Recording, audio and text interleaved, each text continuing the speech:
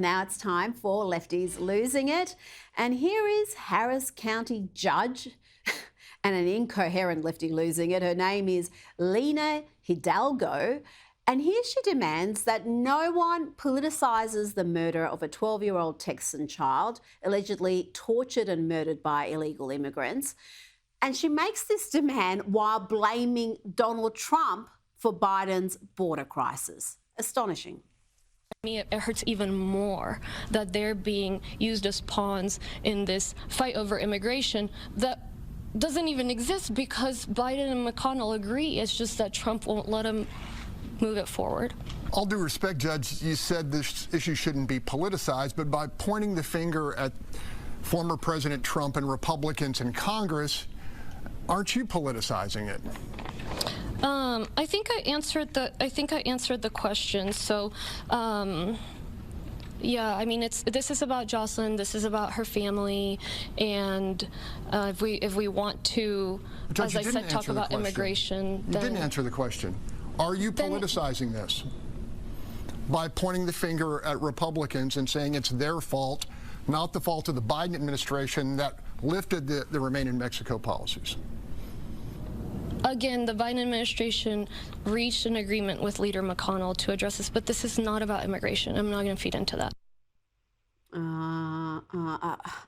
That woman who can barely string a sentence together without contradicting herself and looking like a confused simpleton is the head of the governing body that oversees Harris County with a budget of over $4 billion. Now to a mother who claims to be a victim of lefties losing it on United Airlines. She was left stranded in San Francisco with her 16-month-old because she apparently misgendered a non-binary flight attendant. Okay, so we were denied boarding, myself, my 16-month-old son, my mother.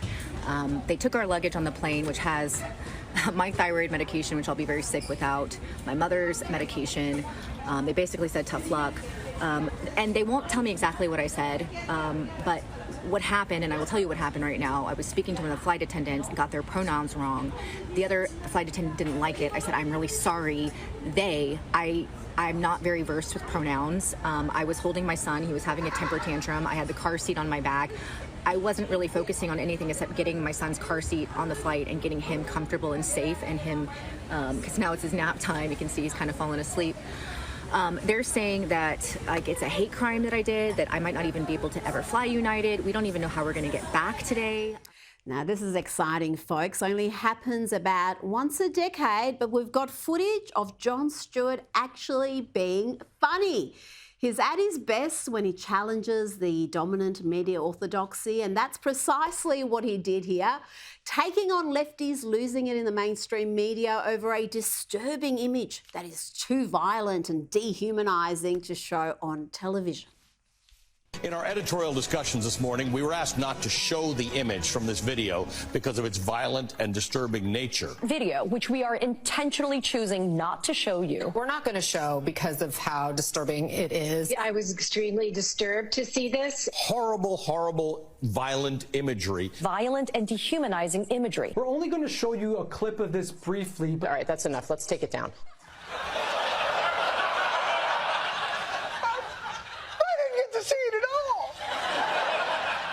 This has got to be devastating.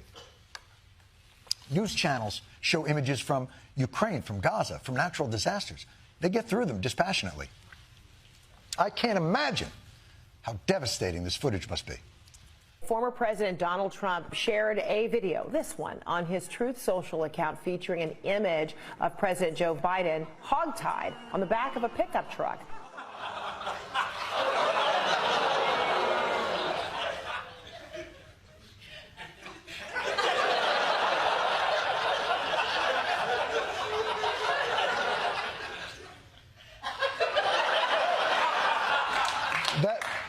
That's what was so disturbing and dehumanizing.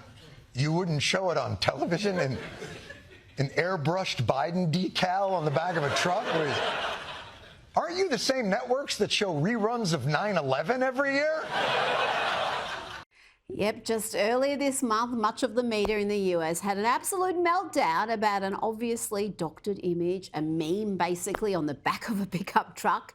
Can't imagine why people have lost trust in the media. Even Jon Stewart has lost faith. It's a doctored image, but it's plastered on the tailgate of the pickup truck. So if you're driving behind it, it would appear as if Joe Biden were actually restrained on the vehicle's flatbed.